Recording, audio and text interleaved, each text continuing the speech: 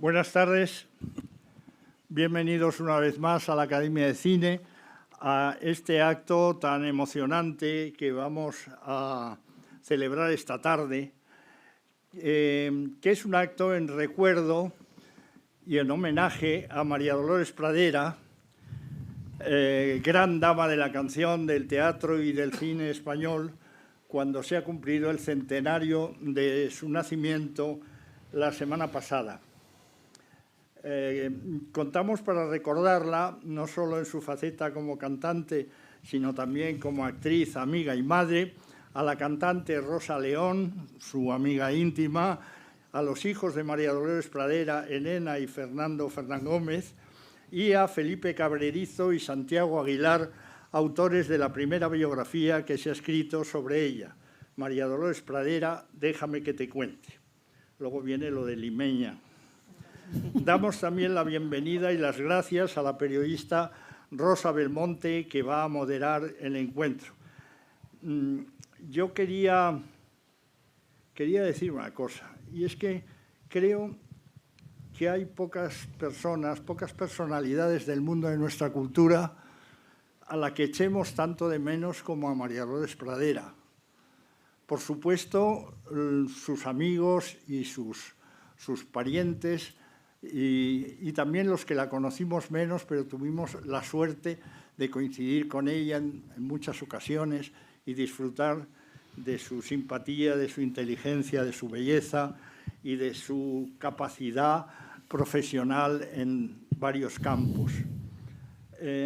Tenía algo especial María Dolores Pradera que la distinguía de cualquier otra actriz, cualquier otra cantante de las que trabajan en el mundo del espectáculo en España. María Dolores no tuvo mucha suerte cuando empezó su carrera en el cine, muy joven, porque yo creo que no era el mundo que a ella le correspondía. Aquellos primeros años de la posguerra y aquel cine español un poco cutre, aunque no se le va a decir esto porque todo es bueno ahora, pero creo que María Dolores Pradera no tenía encaje en ese cine. Ella decía, lo cuentan Santiago y Felipe en su estupendo libro, ella decía que estaba esperando el papel de espía polaca, pero que nunca le llegaba. Y para lo que ella quería, el papel de espía polaca era para poder colar una canción en la película de las espías polacas. Luego cantó varias veces en algunas películas, más adelante, ya entrados los años 50, ¿no? Pero realmente no tuvo nunca los personajes que ella podría haber hecho en cine. Y de hecho, ella no se consideraba mucho una persona del mundo del cine, sino en general de la cultura y del arte y sobre todo, desde luego, de la canción y del teatro, porque ella hizo de todo en teatro. Es una cosa de la que no nos acordamos muchas veces, pero su repertorio en teatro fue impresionante, ¿no? Hizo Soledad de Unamuno, Don Juan Tenorio, Cyrano de Bergerac, Todos eran mis hijos, Los intereses creados, La Celestina, El tío Vania, El rinoceronte de Ionesco, 6 personajes en busca de autor, La gata sobre el tejado de zinc, Eloísa está debajo de un almendro. ¿Hay quien de más? O sea, que es impresionante la carrera teatral de María Dolores Pradera, que fue paralela a su maravillosa carrera como actriz. Después de este acto en el que van a participar los amigos que nos acompañan, proyectaremos la película Vida en sombras, de Llorenç Llobet Gracia, de 1948, que es realmente la primera película en la historia del cine español en que se reflexiona sobre el propio cine. Y es una de las mejores películas de la etapa de posguerra, de aquella primera década, junto con las de Edgar Neville. Y yo creo que desde Vida en sombras hasta El espíritu de la colmena no hay una película tan claramente autoral como esta, ¿no? Tan claramente personal como es Vida en sombras, ¿no? Que es una película fantástica. Desgraciadamente, Llobet Gracia no tuvo suerte y no volvió a hacer más películas. Fernando Fernagómez recordaba el rodaje y recordaba que realmente era un tipo excepcional, ¿no? Y en esa película María Dolores Pradera tiene el papel protagónico y es, desde luego, creo, su película más interesante, aunque tiene algunos papeles que están muy bien en la etapa final de su carrera como actriz de cine, como por ejemplo Carlota o Cena de matrimonios a fines de los 50. La copia que veremos es una copia que ha restaurado la Filmoteca de Cataluña, a la que agradecemos la copia. Y quería decir que también hay que agradecer el trabajo de Ferran Alberic, que fue la persona que descubrió y restauró Vida en sombras allá por los años 80, cuando nadie se acordaba de ella. María Dolores Pradera no está con nosotros. Y en su inevitable ausencia procuro olvidarte. Y os diría que para cualquier momento de bajón, una canción de La Pradera. Muchas gracias. Hoy se ha estrenado Beetlejuice.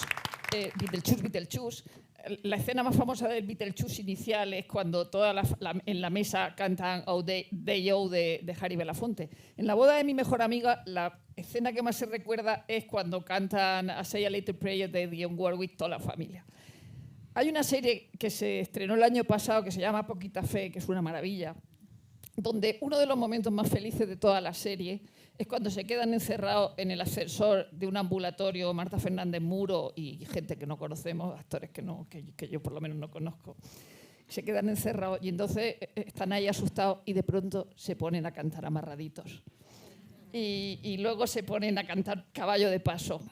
Y cuando lo sacan al mediodía, dice, bueno, nos habríamos quedado toda la tarde. Dice, y luego ya hicieron un coro que se reunían todos los viernes para cantar canciones de María Dolores Pradera. Y es uno de los momentos más felices de toda la serie. Y yo creo que no había mejor elección para hacer una escena de esas de vamos a unir a la gente y a que sea feliz que con María Dolores Pradera. María Dolores Pradera ha sido pues todo en la historia cultural del siglo XX español. En el libro de Aguilar y Cabrerizo, si pretenden encontrar a la cantante, tienen que esperar.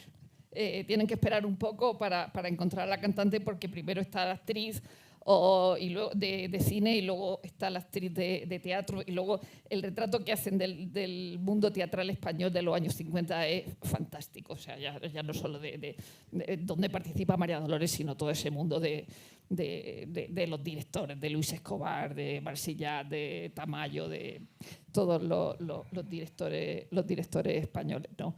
Entonces, luego llega ya la canción. Y con la canción tiene que ver mucho Josita Hernán. Josita Hernán es la primera tonta del bote, como ustedes bien saben, antes que Lina Morgan. Y Josita Hernán en el año 52 me parece que media con el empresario de Alazán para que cante María Dolores Pradera. Y cito a Josita Hernán porque tiene mucho que ver con la creación de este libro, con que Fernando, hijo de Fernando y de María Dolores, lee el libro de Alba González sobre Josita Hernán en Bala Perdida. Y entonces dice, contacta con Bala Perdida para que escriban un libro sobre María Dolores Pradera, ¿no? Cuéntanos, Fernando, cómo ha sido esto. Sí, yo contacté con Bala Perdida. Es una editorial que solo publica libros de mujeres y sobre mujeres. Y bueno, yo creí que los autores eran también todos mujeres, pero parece ser que no.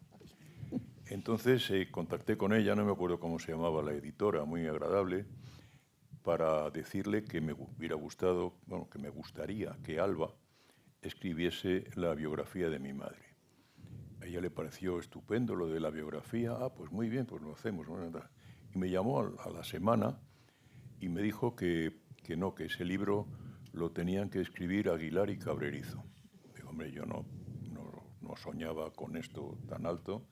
pero es que me gustó mucho lo que había escrito Alba sobre mi padre en el libro del Festival de Málaga, de esa pareja feliz. No, pues esto ya he hablado con ellos, lo vas a hacer con Aguilar y Cabrerizo, total, que quedé con ellos en el Café Comercial. Pero todo esto gracias a Josita Hernán, porque si yo no hubiera leído el libro de Josita Hernán de Alba, pues no hubiese hablado con esta mujer de Bala Perdida y ahora no existiría este libro. Eso es así. Y Aguilar y Cabrerizo, pregunto a vosotros, ¿cómo recibís esto? ¿Os gustaba María Dolores Pradera, entiendo, o sí, no? Claro, nos gustaba, pero claro, había... A ver, cuando nos llamó Fernando era un tema que nosotros no teníamos en la cabeza en ese momento, no lo habíamos pensado. Pero según nos lo propuso nos pareció una idea extraordinaria. Primero porque está esta parte que conocemos todos y de la que todos hemos sido partícipes, de la María Dolores Pradera cantante, que por supuesto nos encantaba y la conocíamos de siempre, porque bueno, yo creo que María Dolores estuvo siempre en toda nuestra vida. Desde luego, desde que yo nací, por lo menos siempre había estado allí. Pero luego había un elemento que nos interesaba particularmente, que era ahondar también en todos aquellos 20 años previos en los que ella había trabajado como intérprete, que yo creo que precisamente por la propia fama y aquel carácter casi monumental que adquirió la carrera discográfica, pues todo aquello terminó un poquito solapado, ¿no?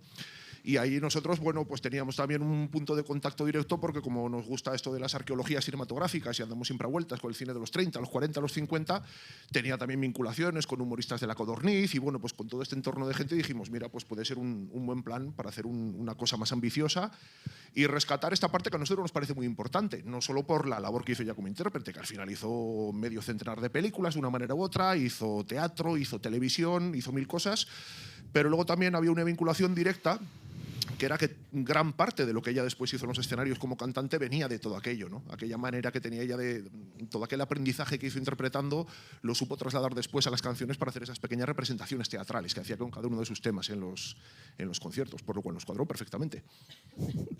Hay una cosa muy graciosa que contáis, que es graciosa involuntariamente, que es que uno de los primeros éxitos cantando es un festival que se hace en Gijón, que ganan los Tres de Castilla y ella ya se lleva el segundo y el quinto premio, ¿no? Y la canción de los Tres de Castilla era una canción llamada Ojos sin luz, dedicada a la infanta Margarita. O sea, eso yo no sé si ahora se podía hacer. Dios mío. Es un momento en el que hay un montón de festivales de la canción, vienen todos de, digamos, la genealogía yo creo que es San Remo y entonces ya Benidorm, y a partir de Benidorm aparecen festivales como Hongos, que tienen que ver con la eclosión turística, ¿no? de España justo en el año 59, 60, en fin, el inicio del desarrollismo y el peso que va a tener el turismo en este desarrollo económico, ¿no? Y al mismo tiempo coincide con un momento en el que la industria discográfica empieza a apostar también por este tipo de certámenes. Entonces yo creo que ya está en Zafiro, que es su segunda casa de discos, pero la primera que apuesta por ella ya con continuidad, y yo creo que esto tiene que ver con la propia casa de discos, que le dice, oye, vete allí, y bueno, los reportajes son tremebundos porque parece que esto está siendo un auténtico éxito, cuando parece que los 3 días que duró el festival no dejó de jarrear ni en un solo momento, era una cosa ya al aire libre en el Náutico y no sé qué, y debía ser aquello un portento, pero claro, había que decir que todo estaba bien porque el turismo dependía de eso, ¿no? Volviendo al cine, hay una película importante, aunque evidentemente no tuvo éxito en su día, que es La ciudad perdida, donde se juntan 3 personas importantísimas, y además 3 mujeres importantísimas en la cultura española, que son Margarita Aleixandre, la directora, María Dolores Pradera, y Mercedes Fórmica, que es la autora de la novela. Entonces, antes, cuando he estado con Elena, le he preguntado si su madre conoció a Mercedes Fórmica. Y entonces me ha contado una historia interesantísima. Porque me ha contado que fueron a su casa, pero te voy a dejar que lo cuentes tú, ¿no? O sea, ¿ustedes se acuerdan de esa foto impresionante que Inge Morat viene a hacerle a Mercedes Fórmica y le hace en el balcón de su casa en la calle Recoleto? Pues Elena había dicho que estuvieron allí, ¿no? ¿Te acuerdas tú? Sí, pues fue el día de mi primera comunión. Mi hermano la hizo en el colegio pero sí, le hicieron esa faena de vestirle de marinerito, el día que le hice también yo, para las fotos y para tal. Entonces mi madre, después de la ceremonia y de eso, nos llevó de visita a varias casas, a que vieran a los niños qué monos. Y nos llevó a casa de Mercedes Fórmica, que como bien ha dicho Rosa, estaba encima del Café Gijón. Y entonces no me acuerdo de cómo era la casa ni nada. Pero sí me acuerdo que llegó de visita a su hijo, un hijo de Mercedes Fórmica. Y entonces nosotros nos fuimos. Y qué niños más buenos y qué niños más ricos y tal, de blanco los dos. Y entonces soltamos todos los grifos de la casa y inundamos la casa. Es una cosa que he conocido hoy, que los hijos de María Dolores inundaron la casa de Mercedes Fórmica, que me ha parecido interesante. Rosa León, aparte de ser una cantante con la que hemos crecido y de la que hemos disfrutado todos los niños de mi generación, aunque ella diga que nos ha torturado y no es verdad. Solo digo que he torturado a varias generaciones. A varias, sí. Nos encanta. Ha sido productora de 4 discos de María Dolores Pradera. Y hay una cosa que ha contado antes, y es que ella la descubre a los 15 años cuando solo cantabas canciones en inglés, ¿no? Y de pronto dices, ¿qué es esto? No, yo he adorado a María Dolores desde que tenía 14 años concretamente. Descubrí el primer disco de María Dolores y a mí normalmente, en esa época adolescente, además conflictiva, huérfana, o sea, abominaba de todo y yo solo en inglés, y de repente aparece una señora que canta las barandillas del puente, que canta el rosario de su madre y que canta todo eso que cantaba María Dolores, y abrí la boca a 7 palmos y hasta el día de hoy sigo con la boca abierta a 7 palmos. Para mí ha sido un absoluto honor producirle 4 discos. Y os cuento historias si queréis. Sí, claro. Hay una cosa que se ve a lo largo del libro, y cualquiera, aunque no conozca a María Dolores, si la ha visto alguna vez en la televisión, sabe de su sentido del humor, ¿no? Es decir, por ejemplo, cuando se estrena La ciudad perdida, aunque no tiene éxito, le hacen una entrevista y le dicen propósitos para el nuevo año. Y entonces dice cosas como no ponerme pantalones vaqueros de esos que lleva la gente, ¿no? Y cosas así, ¿no? Y lo del sentido del humor, tú lo sabes muy bien, el sentido del humor, ¿no? yo os cuento, primer día de grabación del primer disco que producía María Dolores.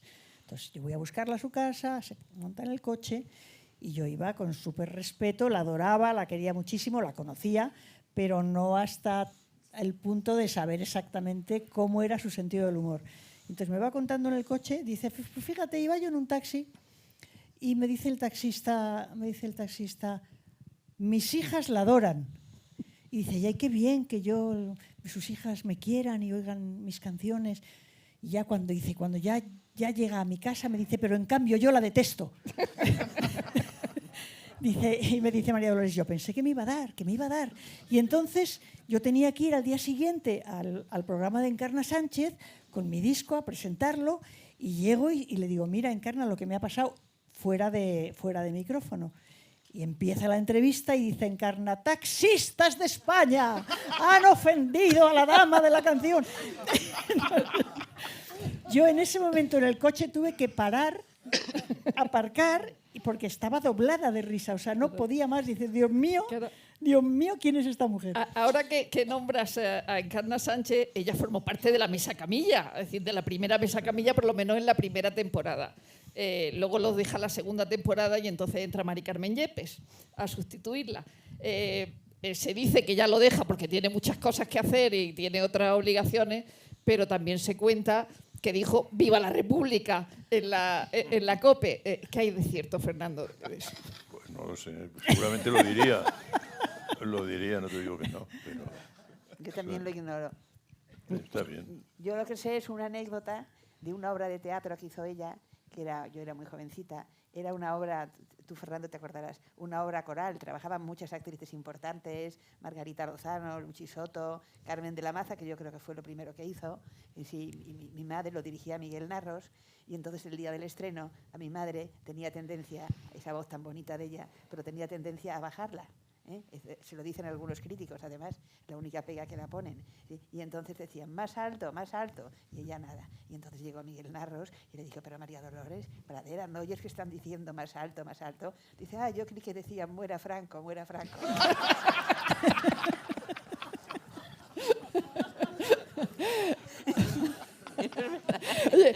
Felipe, y contáis cuando ella está cantando en una sala de fiesta y va a ver la Edith Piaf con Ernesto Halffter, ¿no? Y entonces ella canta Que nadie sepa mi sufrir. ¿Cómo es la historia esa? Porque Edith Piaf graba antes la Bull. Es decir, ¿cómo es esa historia? Bueno, estos fueron los inicios ya profesionales de la canción de María Dolores Pradera. Bien es cierto que no eran los inicios reales, porque ya desde años antes ella, en cuanto tenía oportunidad, ya soltaba gorgoritos y ya había cantado en la radio y en aquellos fines de fiesta que se hacían en los teatros en aquel entonces y demás.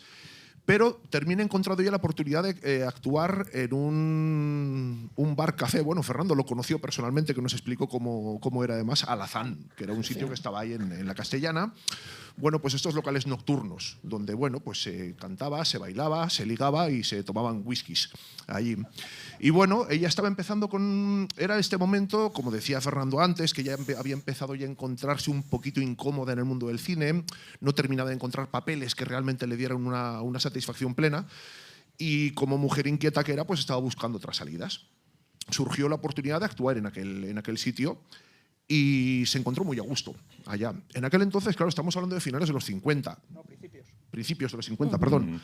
No existían los Beatles, ni nada que se le parecieran. La referencia era la música francesa, que era la que giraba, hacía girar toda la música por todo el planeta, y por supuesto la referencia fundamental para ella era Edith Piaf.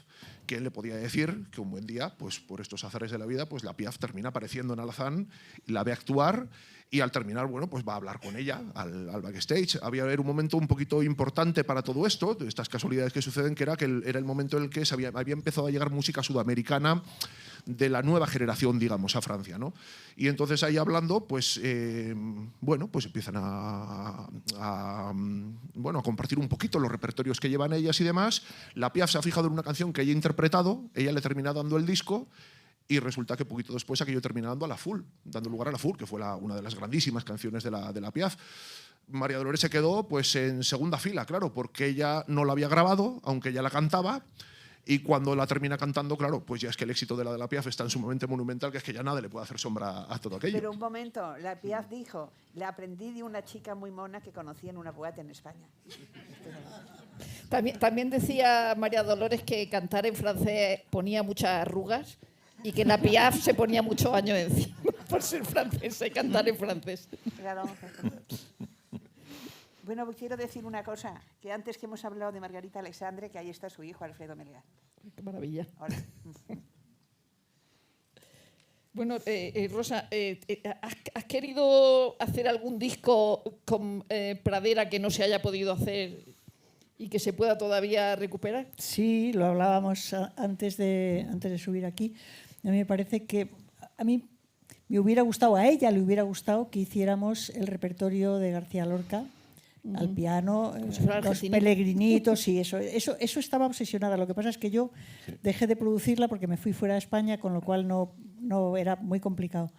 Pero a mí hay un disco que sí me gustaría hacer, que lo he hablado con Fernando antes, que también él quiere hacer, claro, que es recuperar las canciones de las películas donde ella cantaba, unas veces con su imagen, otras veces poniendo voz a otras actrices. Las actrices hacían playback con su voz. A mí me parece que habría que recuperar esas canciones, que limpiar su voz, que quitar los arreglos que van a sonar un poquito viejos y poner esas canciones en el mercado. Porque a mí me parece que María Dolores, que a mí me parece una genia, yo la mejor intérprete que yo he visto nunca en la música y en la canción, me parece que es de fondo de catálogo, es de toda, es decir, no ha sido nunca una cantante a la moda, ni una cantante de la moda.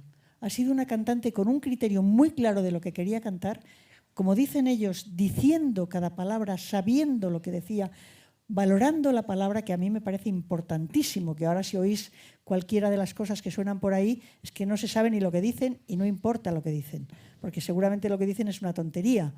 Es decir, ella valoraba muchísimo la palabra, valoraba muchísimo cómo decía eso en las canciones, a límites de parar una grabación porque creo que no he dicho y grabar con ella. Yo me ponía en la pecera y aplaudía yo sola porque era un delirio, es decir, oírla cantar. pero si es que me llamaba por teléfono y me las cantaba por teléfono y me cantaba canciones de su infancia. Y yo le decía, no las puedo grabar, no las puedo grabar. Hablando de su infancia, hay una cosa que cuentan Aguilar y Cabrerizo en el libro, que ya lo he contado alguna vez, que es que en la guerra su madre tenía una amiga en la Dirección General de Seguridad y entonces cuando se iba a producir un paseo sabía a quién se iban a llevar. Y entonces María Dolores, que patinaba y a la que le encantaba patinar, iba patinando por Madrid con una lecherita y en la lecherita llevaba el nombre de las personas a las que le iban a dar el paseo con su dirección. Entonces yo llevaba y lo avisaba y entonces se podían ir y no lo encontraban cuando llegaban. Y cuentan en el libro que la señora se fue purgada y siguió trabajando y haciendo lo mismo con los milicianos después, ¿no?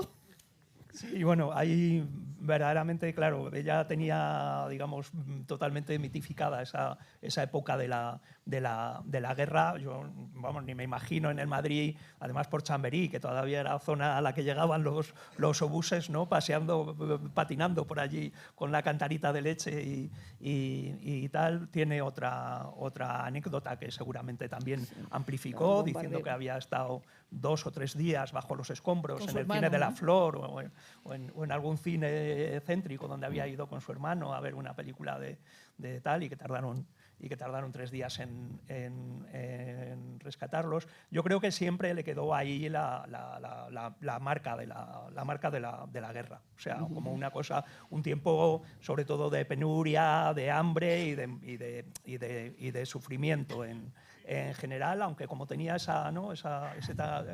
talante optimista y tal, pues a todo eso le iba dando la vuelta, aunque el sentimiento fuese otro, ¿no? Pero siempre buscaba esa anécdota que decías, bueno, pues perfecta porque ilustra, ¿no?, muy bien lo que era aquel Madrid de aquel tiempo.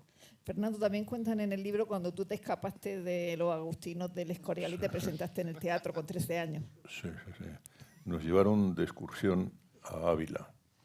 Y en el tren, volviendo, pues yo con Juanito Valderrama, hijo, que éramos amigos, estábamos en la misma clase, pues dijimos, oye, si nos vamos a Madrid, no nos bajamos en el Escorial y seguimos hasta Madrid.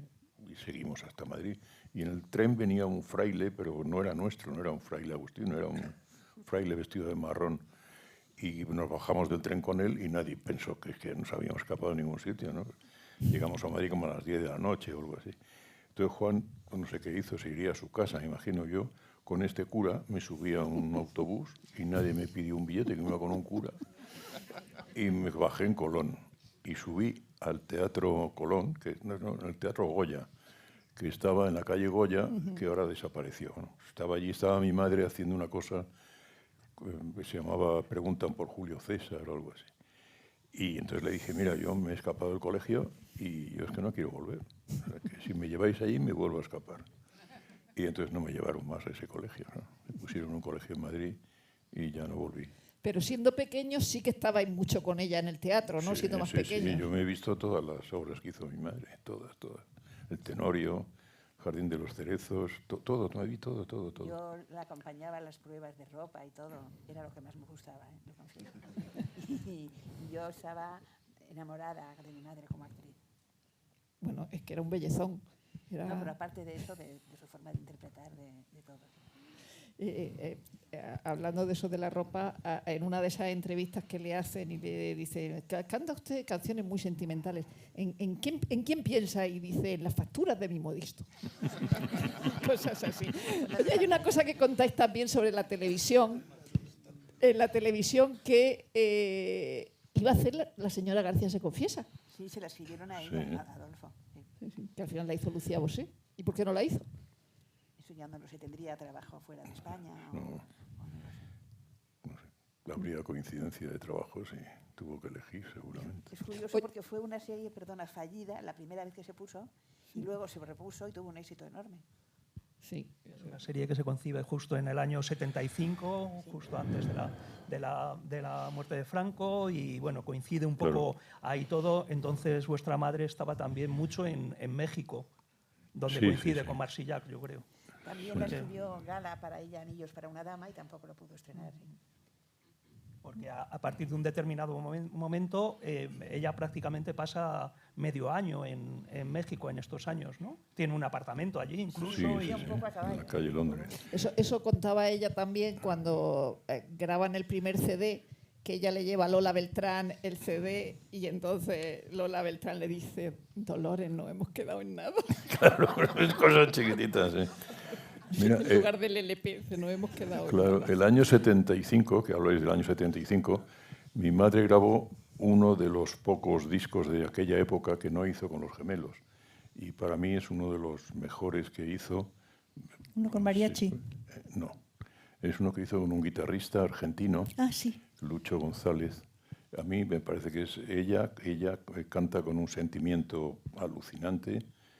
Y claro, el acompañamiento suena completamente distinto a los Gemelos, no tiene nada que ver, ¿no?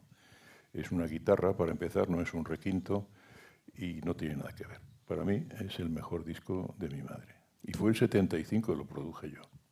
Y estaba muy bien. Que tú también has acompañado a tu Sí, madre, bueno, ¿no? en América a todos los sitios, a todos. Y aquí en España en algún sitio también. He hecho alguna tontería. Yo es que he tocado la guitarra, he cantado desde muy jovencito. Tuve un estudio de grabación y allí conocí a Rosa. Rosa hizo La una- primera maqueta que me hizo nadie a mí en la vida me la hizo este señor. Se la hice yo en el estudio. Fíjate qué coincidencia. Y a nuestro amigo que ya no está con nosotros. Oye, y a, Bailarín. y a Fernando Fernán Gómez le gustaba María Dolores Pradera cantando. Sí, sí, sí. ¿La escuchaba? Tenía discos suyos en su casa, sí. Sí, sobre todo en la época de Analia.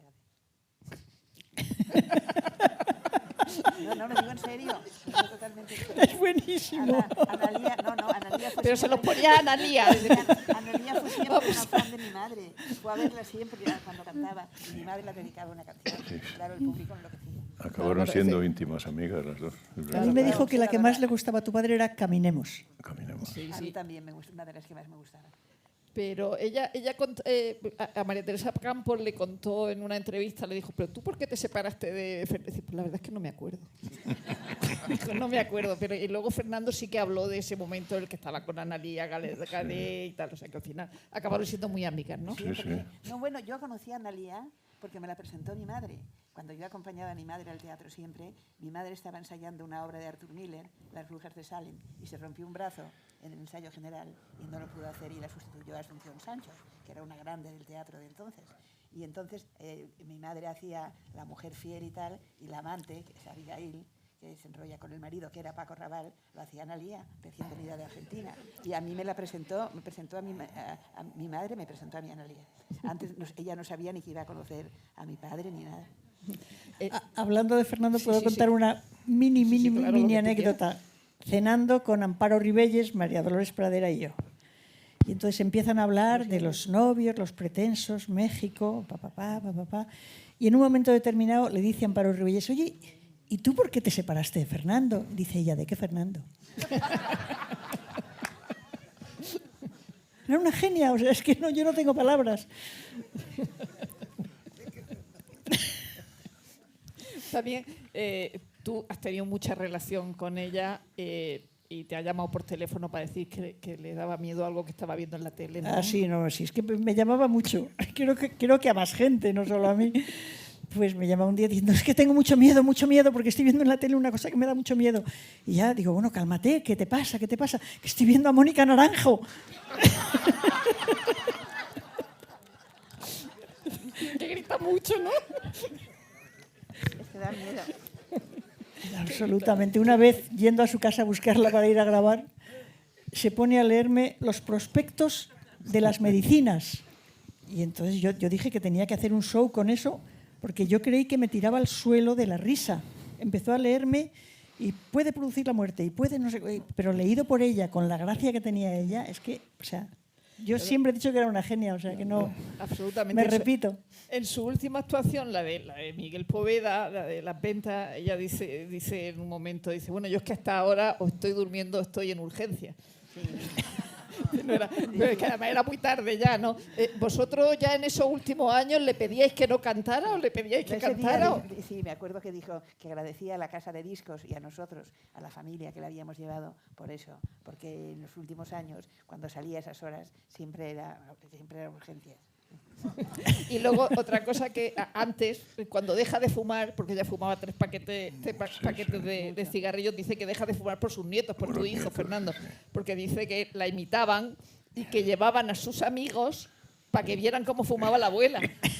Es que mordía los filtros y como si fuera con rabia, ¿no? Tú lo has visto, los Sí, filtros, sí, cómo pero los ya dejaba. en la última época ya no fumaba. Ya no fumaba, nada. no. Yo conseguí que lo dejase. Pero que fuera por tus nietos, Sí, porque sí, le sí. daba vergüenza que vinieran los amigos a ver cómo fumaba la abuela. Sí, porque ellos con un lapicero le hacían burla.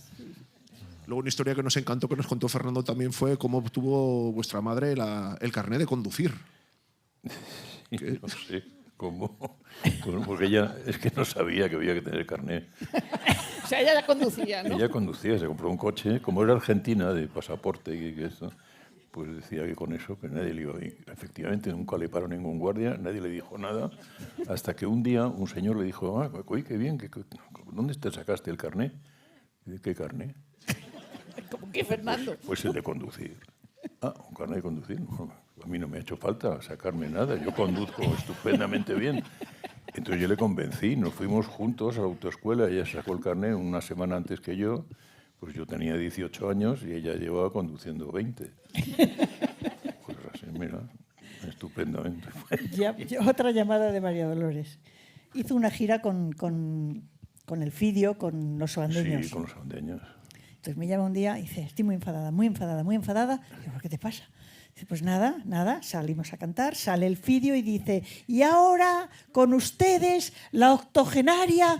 Dice, me llamo octogenaria. Y eso lo dijo en Candelaria allí en Tenerife. Y me llamó súper enfadada y dice, fíjate lo que ha dicho. Quería suspender, mi madre me dijo, oye, no salgo. Me dijo mi madre que no salía. Que no salía. No, yo estaba con ella. Dice, ¿has oído lo que ha dicho el Fidio? Digo, sí, madre, pero es una cosa cariñosa, no es nada, no es ofensivo, ¿no? Pues si no estoy yo con ella, no sale. Dijo que no salía. Que Es no una salía. genia, si es que tu madre era una genia. Sobre sus amores siempre ha sido muy, muy discreta.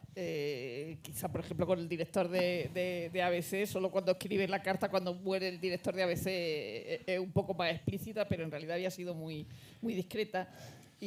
Pero sí dijo una cosa, dijo, mi gran amor, mi primer amor fue el padre de mis hijos. Pero claro, cuando conoces a una persona tan inteligente, tan original, tan especial, después te quedas un poco como taradita y vas coleccionando tontos.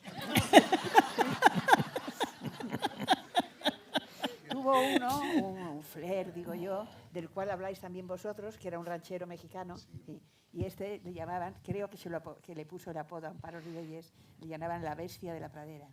Porque él era una bestia realmente, ¿no? Muy buena persona, y mi madre que era tan delicada y eso, y le llamaban en México la bestia de la pradera. Pero ese es el que contáis en el libro que Adolfo Marsillán le deja el piso, ¿no? Eso es. Cuenta ese historia. Es que mi madre, Adolfo Marsillán, fue a rodar una película y mi madre, que era muy amiga de él, le dejó su apartamento. Y entonces, en México se llama, los que habéis estado en México, Freddy, se llama llevar gallo a llevar un mariachi. Cuando un chico ronda a una chica, le lleva gallo, que es un mariachi. Y entonces la bestia de la pradera vivía en un hotel enfrente de casa de mi madre. Y entonces Marsillán llegó, encendió la luz, se acostó, lo que fuera, y al día siguiente se tenía que levantar a las 5 de la mañana para ir a rodar. Y toda la noche estuvieron unos mariachis, o sea, un gallo de estos, cantándole abajo, porque él, al ver la luz, la bestia de la pradera, pensó que es que la pradera estaba en México. Y entonces... Y lo cuenta Marsillán. Pero ella, Adolfo lo cuenta en sus memorias. Sí. Y mi madre se enfadó. Tampoco con el sentido del humor de ella. No entiendo por qué se enfadó, pero... Pues ya he recuperado lo que escribe cuando muere Luis Calvo. Es decir, que además de ser una magnífica actriz de cine, de teatro, de televisión y cantar, también escribía muy bien. Escribe esto cuando muere Luis Calvo, el director de ABC. Dice, ojalá puedas leer estas palabras que son para decirte lo mucho que te he querido y admirado. También quiero significarte el gran vacío que me deja tu ausencia. Una cualidad preciosa de tu carácter estaba en el afán de compartir tus amistades y tus alegrías. A través de ti conocí personalmente a gente que yo admiraba y había leído, Julio Camba, Pérez de Ayala, Foxá, Baroja, entre otros. Querido Luis, noto que empieza a ponerme triste porque además de que es la primera vez que te escribo, me doy cuenta de que también es la última. Solo te reprocho que no te hayas despedido de mí. Ahora dime a quién consulto yo. No tengo más remedio que comprarme una enciclopedia. Muy bonito, sí. Luis Calvo era una persona extraordinaria. También nosotros le quisimos mucho, ¿verdad? Y yo lloré muchísimo su muerte también. Luego era, por supuesto, era una persona moderna y avanzada, y entonces cuando hicieron aquello de cómo perdí la virginidad fue una de las participantes, ¿no? Sí, ella, Rocío Dúrcal y no me acuerdo quién más. Pero molestó mucho que ella y Rocío Dúrcal se prestaran a eso. De las demás no. No se llamaba El día que perdí aquello. Aquello, sí, sí, El día que perdí Lo hizo aquello. Amelie. Un libro. Sí. Ya, bueno, Muy bueno. pero y entonces es muy gracioso porque después contar lo que dijo, lo que decía de Fernando. Bueno, que no, decía que fueron al efectivamente, Palace. sí, sí. Que Dice, cuando como se todos casaron, los de izquierda le gustaba eso, el lujo. ir al Palace, y entonces, ¿qué pasaron? Dice, no, fue una noche muy, muy normal, lo único que fue en el Palace, porque a Fernando, como buen izquierdista, le gustaban solo los hoteles de, Pero él, los hoteles de 5 estrellas. él siempre ha dicho que a él lo que más le gustaba era el lujo, ¿no? Siempre lo ha dicho. Claro. Y A mí no. el libro fue un libro publicado en el 75, ya le llamé Libia, los procesaron por escándalo público. Y ahí, ya que estamos en el terreno de la anécdota y saliéndome un poco de María Dolores, cuentan al final quién no participó, no quién había participado, sino quién no participó. Y entonces dice que una de las que no participó fue precisamente Concha Velasco, porque en ese momento le llamaron y le dijeron, oye, ¿te importa esto? Y dijo, esperad un momento, que dice Juan Diego que no. Julia Gutiérrez Cava tampoco quiso. Pero esa la Juan pegamos. Pliego, como decía María Gerino, que lo llamaba porque iba todo el rato repartiendo. ¿Cuál? No, no, con No, Juan Diego. Concha Cuando no. perdió la Juan Diego no virginidad fue. ella, no. Claramente con Juanito no fue. ¿Qué parte a vosotros de María Dolores Pradera, cantante, actriz, os gusta más? Pues es que cuando cantaba representaba pequeñas obras de teatro, que es lo que había aprendido a hacer desde que empezó a hacer cine, ¿no? Ella en el cine actuaba más como una actriz de teatro y por eso en el cine no hizo grandes cosas, porque los directores veían que actuaba demasiado bien para ser cine. El cine es otra cosa al teatro, no tiene nada que ver. Y a ella lo que le gustaba en realidad era el teatro. Hay una película, Fernando, que se te ha olvidado, que la hizo en los años 80 y que a mí me parece que está muy bien, que es La Orilla, y que estaba muy bien ella. 70. Es del 70. 71, sí. Y Estaba muy bien ella. Y además hacía un papel que ella era una de las pocas actrices que lo podía hacer, porque hacía una monja que cantaba la Internacional. ¡Hala! Es la última película que hizo. ¿Guardar los chales y los Yo ponchos? tengo algo guardado, sí. Algo guardado. Serán muchísimos, ¿no? Bueno, mi hermana regaló mucho cuando falleció mi madre. Regaló a las amigas. Yo no, yo regalé solo una túnica Nieves. No. Bueno, yo lo que conseguí guardar lo tengo guardado. Yo solamente regalé una túnica a la chica que también fue productora de sus discos, a Nieves García, que tú la conoces. Sí, sí. Nieves García era de Sony, sí. Al contrario, yo quería tener algún rebocio y no lo tengo. Todo eso Bueno, desapareció. Seguiríamos hablando toda la noche, pero como es la hora que me han dicho, si alguien del público quiere preguntar algo, o pero que sea breve, por favor, para que luego que hay que proyectar la película y tampoco quiero que me llame la atención. Sí. Invocar el nombre de María Dolores Pradera produce un interior entre recuerdo grato e historia. Conocí a María Dolores Pradera con 16 años. Estaba en la Compañía Nacional del Teatro María Guerrero, dirigido por un gran director, José Luis Alonso Mañez. Intervine en algunas obras con María Dolores. Yo era meritorio, evidentemente acababa de salir de la Escuela de Arte Dramático e imaginaros para mí lo que significaba no solamente María Dolores, sino todo el reparto, el elenco de ese teatro que fue fundamental, dirigido para mí por uno de los directores más importantes, si no el más, del siglo XX. Cuando uno piensa a posteriori en qué momento María Dolores empezó a cantar o por qué cantaba, yo tengo una opinión, al menos desde el lado del conocimiento de María Dolores en el Teatro María Guerrero. Y es que en el teatro, en aquella época, en los años 60, aún funcionaba la golfa. Los actores de España, pero preferentemente los de Madrid, no teníamos descanso y hacíamos 2 funciones diarias. Eso significaba que no podíamos ver la obra de los compañeros nunca. Y en un momento determinado se inventó la golfa, que era rotando todos los teatros de Madrid, una vez cada X tiempo, hacían la función última, íbamos todos los compañeros que querían y en un fin de fiesta y cenando veíamos la obra de los compañeros. En aquel entonces, en esos momentos, es cuando escuchábamos por primera vez a María Dolores en el escenario. Nos quedamos impresionados. Y de pronto yo, meritorio, un poco envalentonado e indiscreto y atrevido, me acerqué a ella y desde entonces nació una hermosa amistad. Tiempo después la iba visitando a los teatros hasta que me hice independiente con los compañeros y me alejé. Ella me llamó siempre Fernandito. No hubo forma humana. Cuando yo la llamaba ya en los últimos momentos, que ya no salía de casa, tenía que decir Fernandito. Yo, Fernando Rojas, no, Fernandito. Y es de los recuerdos más hermosos de mi vida. Me cantaba canciones al teléfono y yo le respondía con una etimología que tenía de poesías también. Y cada vez que la escuchaba, la notaba con menos voz. No importaba. Fueron momentos muy agradables que recuerdo dentro de mí. Gracias, María Dolores. Muy bonito, ¿no? Es verdad. Era íntimo amigo de ella, no mío, ¿eh?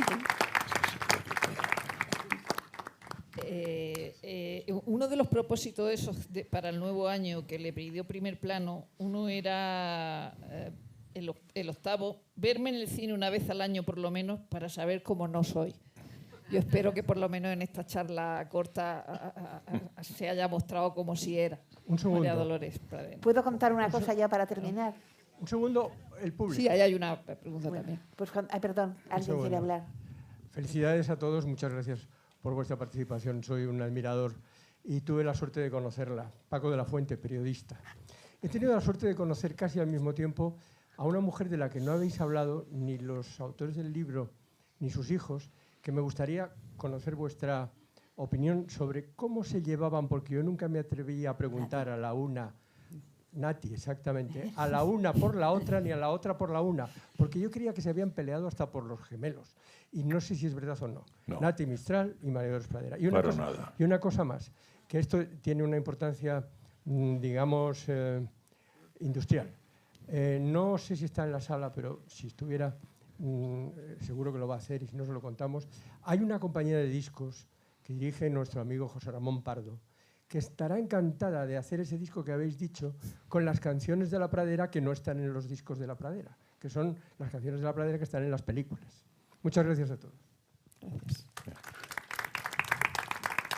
Mira, decirte que Nati y mi madre fueron amigas, tuvieron alguna discrepancia lógica, pero Nati se decantó más por el teatro y mi madre más por la canción. Hubo una época en los años 60 que Nati grabó bastantes cosas, pero en realidad dejó de cantar hacía mucho tiempo. Se decantó, ya te digo, por el teatro. Y quitando algún concierto de cosas oficiales, a lo mejor del ayuntamiento, en las fiestas de Madrid o algo así, pues la verdad es que no volvió a cantar. Yo siempre... No, habla. Quitando aquello de Azabache que hicieron en Sevilla, no hizo nada más nunca. Yo cuando hacía algún concierto aquí, que eran pequeños conciertos en el Teatro Alcázar, siempre iba a verla con mi madre, siempre hemos ido a verla. Y Elena, ¿querías contar algo antes? Sí, pero ya no. ¿Ya no? Bueno, no, pues que cuando yo empecé, porque yo hice mis pinitos como actriz, fui actriz y tal, y cuando empecé con Fernandito, precisamente, en Intermecho, que lo dirigía, antes había empezado como bailarina, pero bueno, que lo dirigía José Luis Alonso, y le dije a mi madre que quería ser actriz, y ella me dijo, bueno, pues ten en cuenta una cosa, que si lo haces bien, siempre te llamarán galgo o astilla. Y es verdad, de casta le viene el galgo, o de tal palo tal astilla, ¿es verdad? Muchas gracias. Bueno, vamos a acabar. Doy las gracias a Aguilar, a Cabrerizo, a Elena Fernando y a Rosa León por este magnífico rato que nos han proporcionado y les envidio mucho la suerte de de haber estado tan cerca de María Dolores Pradera y muchísimas gracias a ustedes y que disfruten de la película, sobre todo.